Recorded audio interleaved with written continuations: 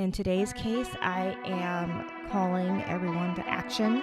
I would like everyone to listen closely to the story of the Vandy Jane Doe. My name is Sophia Talley, and welcome to Season 5 of True Crime and It.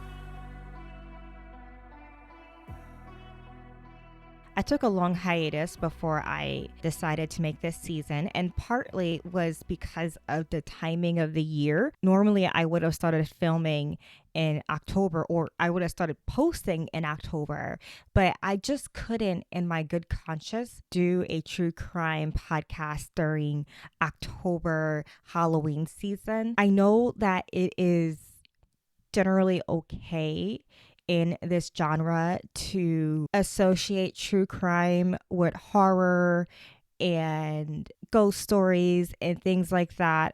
But for True Crime and It, my main goal is to create a source of reliable information, and I try to only cover cases in which the family want the case to be talked about and they want the case to be covered. I also try to cover cases that need the coverage, and I also try to stray away from cases that have already been solved and there's not much needed to be done.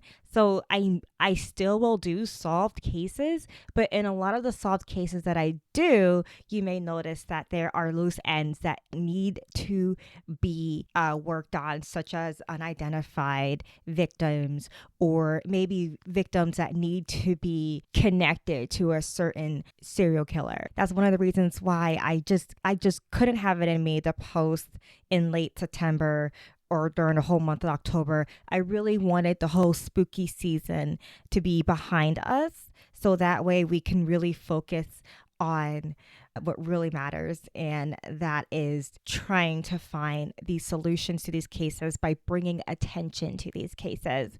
And I bring that up in this episode in particular because this case needs your help. It needs you. And you don't have to be from the area. All you need is to just listen to the little nuances of this case and try to think if this person who is currently a Jane Doe may sound familiar to you, or maybe you may have an idea that can help lead the police to this person's identity. So let's get started. On September 8th, 2018, the body of a young female was found at the side of Sulphur Creek Road in Nashville, Tennessee. This road was in a very rural area, and from what I gather from online, people who live in the area have stated that if you want to hide somebody or something, this is the place to do it. Unfortunately, the body was in such a bad state that the medical examiner could not identify a cause of death. However, police are certain that foul play is involved, and they do not believe that it is a hit and run, because remember, she was found on the side of the road. And it was clear that she was left there by, most likely, her killer. So let me tell you some more about the Vandy Jane Doe. Now, she's also known as the Jane Nashville Doe 2018, but I prefer the Vandy Doe, and here's why. So she was found roughly 11 miles from Vanderbilt University. She's also of that age group of a university student, somewhere as young as 15 to as old as 25. But the reason why she is known locally as the Vandy Doe is because she was literally dressed in head to toe Vanderbilt University memorabilia. She wore an Under Armour quarter zip jacket with the Vanderbilt University logo with the word Vandy wrote underneath it. She also wore these black and gold Vanderbilt print leggings, and so it had the Vanderbilt logo is a star, and it had the V inside of the star, and it was printed in a geometric design all over these leggings. They look like the athletic legging material, the type that you may want to run in. She also wore a running belt with the Vanderbilt logo on it. And so she was dressed in athletic attire. And so some speculate that she may have been on a run at the time of death. In Tennessee, Vanderbilt University memorabilia is sold everywhere. For example, I'm in Indiana, so IU stuff is sold everywhere. It's at our local Walmart. I've seen it at gas stations. You do not have to be a student to own this stuff, but it is noteworthy that she was dressed head to toe in it. She had a necklace on, and it was missing a charm on the necklace. But investigators can tell that it was a Vanderbilt University necklace. And so she was literally in head to toe Vanderbilt gear when she was found. She also wore a green and black leopard print sports bra, a black undershirt, and white socks. And surprisingly enough, despite being dressed in athletic gear, she was not wearing any shoes. I also find it noteworthy that none of the physical descriptions of her included any types of underwear besides the bra. And we'll get back to that here in a minute. She is believed to be of African American heritage, and she may have some Latina heritage as well. The state of her body was just so she was there for a while. They don't know how long she was at the side of the road, but she was there for a while, to the point where we really don't know much about her. In fact, it took a while to get the facial reconstruction image that you probably seen as the thumbnail. When this was first reported for the first year or so, we had no idea what the person we were looking for even looked like. Detective Matthew Filter, who was working on this now cold case, summed up perfectly why I find the Vandy Doe so important. And he says, "We do come across unidentified remains all the time. Usually, we are able to identify these people within 2 to 3 days, and in this particular case, we weren't. When I'm looking at Jane Doe cases, they are usually over a decade old, because with our advancements in genealogy and with sharing images on social media, these cases are just able to reach the public much quicker than they ever had been in the past. So therefore, we are able to identify our Jane and John Does much quicker, way quicker than we ever had. That's why I focus so much on Jane Does and John Does in this podcast, because we have all the tools today to find these people. That's why it is so strange to me that this happened in 2018 and it's now 2022, 4 years later, and police have considered this a cold case. It is shocking that someone of this age group, 15 to 25, wearing such expensive clothing, college memorabilia clothing, is at least $50 a pot, and that's not including the fact that she's wearing athletic college memorabilia. So Under Armour was the brand of her Vanderbilt sweatshirt or jacket, and that has to be close to $70. So what I'm trying to say here is that someone has to know who the Vandy Doe is, and we have to be extremely close to finding a name for her. We have to be close. There's just no way that this case cannot be solved within the next 6 months to a year. It will be, and it just needs more attention. So with that in mind, let's get into some of the theories. So this case has been getting a little bit of attention on Reddit and on web sleuths, and so I've been kind of looking at some of the Reddit threads, which is not something I usually do for cases like this, but I really wanted to hear from people who claim to live in the area. And something that struck out to me on these social media posts were that people who went to the school in 2018, so people who went to Vanderbilt University, had never heard of this case. And at the moment, Vanderbilt University, though they are cooperating with the police, they claim to have no idea who this girl is. They currently do not have any students who are unaccounted for. And many people believe that it's highly unlikely that the Vanderbilt Doe is a student because Vanderbilt University is not a large school. So if someone were to go missing like on campus, it would be noted. But at the same time, it's hard to phantom that someone who doesn't go to the school would be decked in head to toe gear, including a running belt, which to me, like you have to be an athlete to own a running belt or someone who works out on the regular. And at that age, 15 to 25, they are most likely involved in some type of high school or college sport, whether it's extracurricular or whether, they are actually on the team. So some people find that the Vanderbilt clothing that she was wearing could have been a red herring, and that maybe someone dressed her in the Vanderbilt memorabilia just to throw off the police. I find this unlikely because A, killers are not as smart as what you think they are. They really aren't, because if they were, they wouldn't be killing. That to me is a level of hindsight that I just cannot see someone having usually, unless we're dealing with someone who's done this before. And in this day and age, you would see that trail. So then you have to wonder, how could a student from a small school go missing without anyone knowing?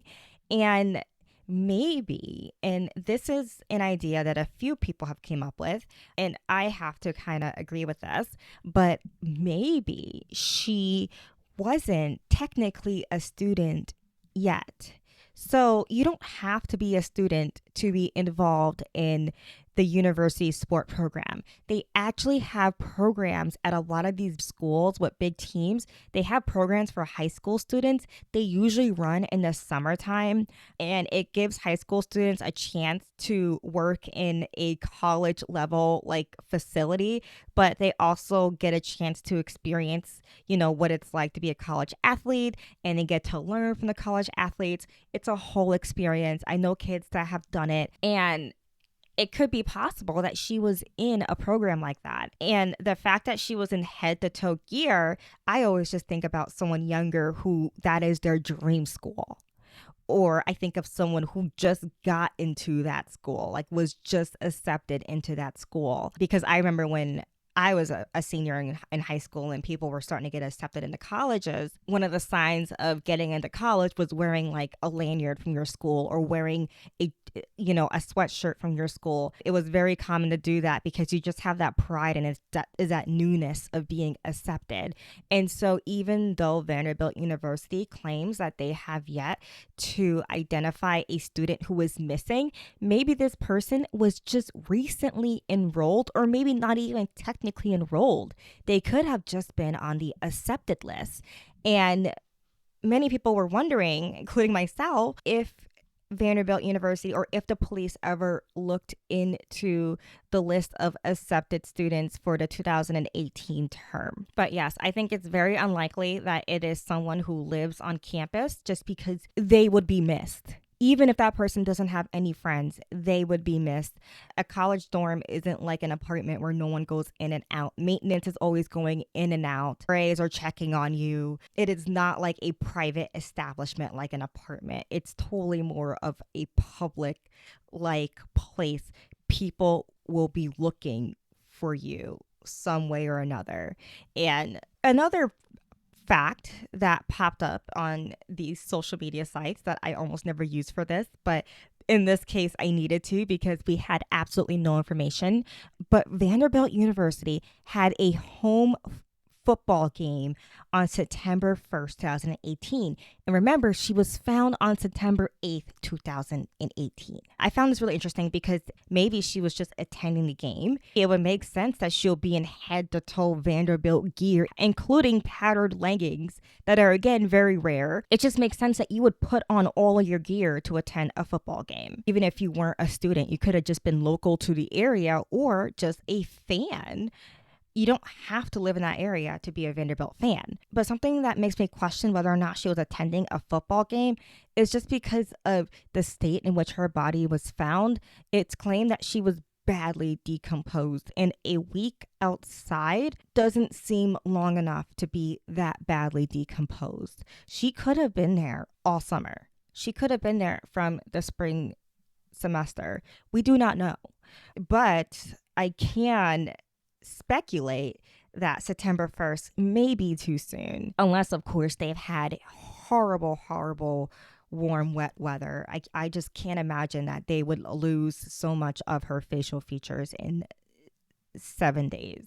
Not even full 7 days, because isn't college games like in the middle of the day? So it'll be like 6.5 days. It's just too little time. But I did find out noteworthy because she was wearing a running belt. And another time you may want to wear a running belt is when you go to a stadium.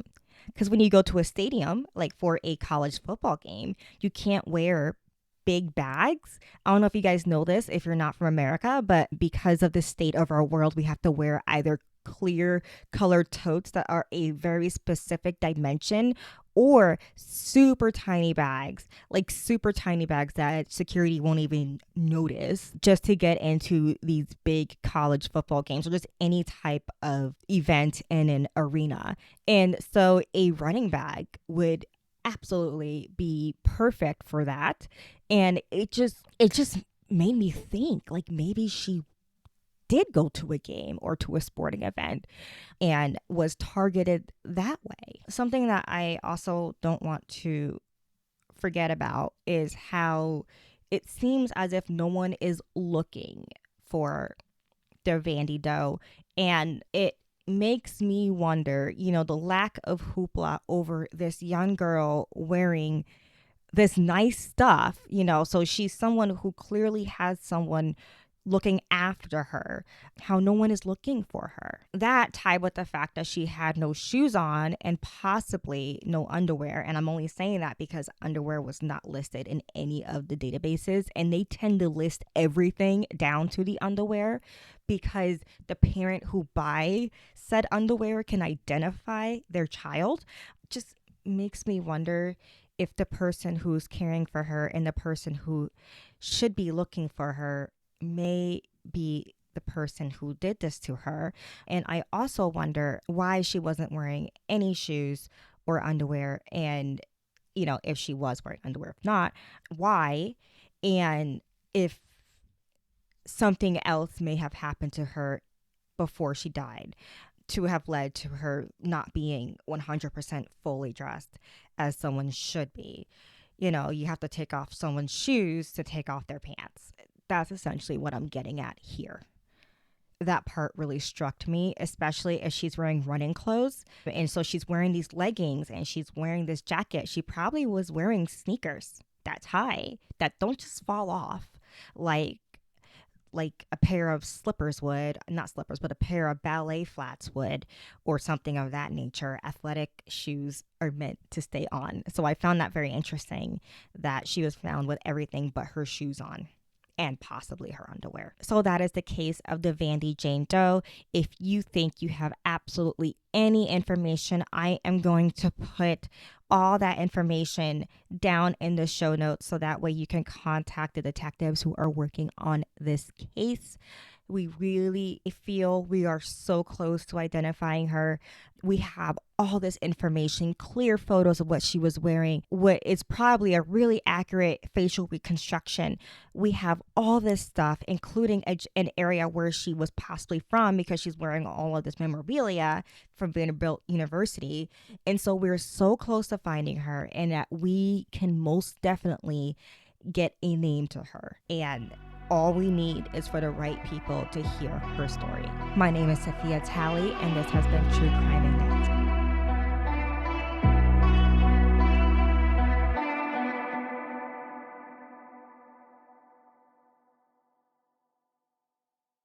Now it's time for the intermission. So I filmed all this with my microphone in my face, but whatever. I was able to tilt it down a little bit, so hopefully it's not too obstructing of my face. Not that I care because I'm not wearing any makeup and I look a mess. But hi guys, I have not been working on the show for a very long time, and the reason being is because I was doing a ton of book stuff. My book came out, Knit Two Socks in One, in February of this year. And over the past month, I have been doing book signings and I've been teaching the sock method literally across the country. In the month of November, I've been in Massachusetts, California, and New York, all while having my 3-year-old. So I have been super duper busy in the knitting world, and it has been so exciting. I got to go to Rhinebeck for the first time, and it was magical. And at Rhinebeck, I sold and signed 128 copies of my book. And I have no one to thank but you guys for that. So that is insane. And also at Rhinebeck, I just hit my monitor. I have monitors down here. But also at Rhinebeck, I also sat next to a wonderful author. Well, I sat next to so many wonderful authors, so I'm going to be like focusing on them every show or whatnot. But the one I'm going to focus on today, her name is Quanah Jackson, and she writes knitting-themed romance novels. So the first one is Real Men Knit. And then the second one is Not Again. And then the third one I got is How to Marry Keanu Reeves in 90 Days. And I believe this one's like a standalone book. And so she writes really, really fun and light knitting romance novels. And you may not know this about me, but I love romance novels. I love them. I love how it's all the same format. I love how you can just escape for a minute and just forget everything and be transported into a Hallmark movie. Just give me that. Just give me that. And I like when it's in book form over a Hallmark movie because you don't have to worry about the bad acting, the bad costume, the bad makeup, all that stuff that distracts me in a Hallmark movie. It doesn't distract me in books. And I'm going to be honest, I have not read these yet. I've been trying not to mess them up too much because I wanted to show you guys. But best believe I will be reading them tonight because I finally showed you guys on camera so now I can mess them up and possibly spill coffee or red wine on them by accident. So that's one of the authors I sat next to. And stay tuned next week. I'm going to talk about some more nitty, crafty authors that I was able to work with this month. Some other things I have been doing is just tons of designing things that have not been released yet because I haven't been home to release them. You may also notice that I look a little bit different. I have some fresh ink. So, I just cracked. I hope you guys didn't hear. I'm double jointed and I crack my arms crack. But I am also working on a new sleeve. A tattoo sleeve, which you can't see it if you're listening, but my tattoos are of a snake on a dagger, and then I have a sparrow, all in American traditional style. So, but you may notice I do have some more ink, way more than last time I've been on camera. Sorry, Mom. And last thing that's new, and hopefully it's not backwards, I have a new setup. So if you see my monitor is clearer, or rather my video is clearer, and if I sound clearer, it's because I've invested in a nicer device to film my videos on, but it may be backwards. But I have new shirts, and it's a True Crime and Knit shirt is available at believe.com. I'm going to put the link to that. It is such a comfy, soft shirt. I highly recommend ordering like 3 sizes up. I believe this is like a XL. And it is just so cozy to just throw on with a pair of leggings and like a pair of combat boots and just feel completely badass. And it's a great way to support me, support the show, and to show everyone that you are all about true crime and knit. And again, I'm going to put where you can purchase that in the show notes. And it's just so cool and so fun that I have merch out for this. Stay tuned for a free pattern that I hope to release this week before the weekend to coincide with this season of True Crime and Knit. It was supposed to be out when this episode was out, but I ran out of time because I had to knit something else for someone very special and I just could not put that on hold. So I'm so sorry, guys, but I will have this free hat pattern coming out this week. It's completely free and it's meant to be knit while you listen to my podcast. And it's a really fun curly hair friendly pattern that is the most unique way to knit a hat. Okay, like your minds are going to be blown. I promise that. Also, my nails. I've been doing my own nails and I've been getting way better at it. But anyway, that's all I have. If you have any information about the Vandy Doe, please check out the links below. Call the number. We are so close to finding her, and I hope to see you next week. Bye.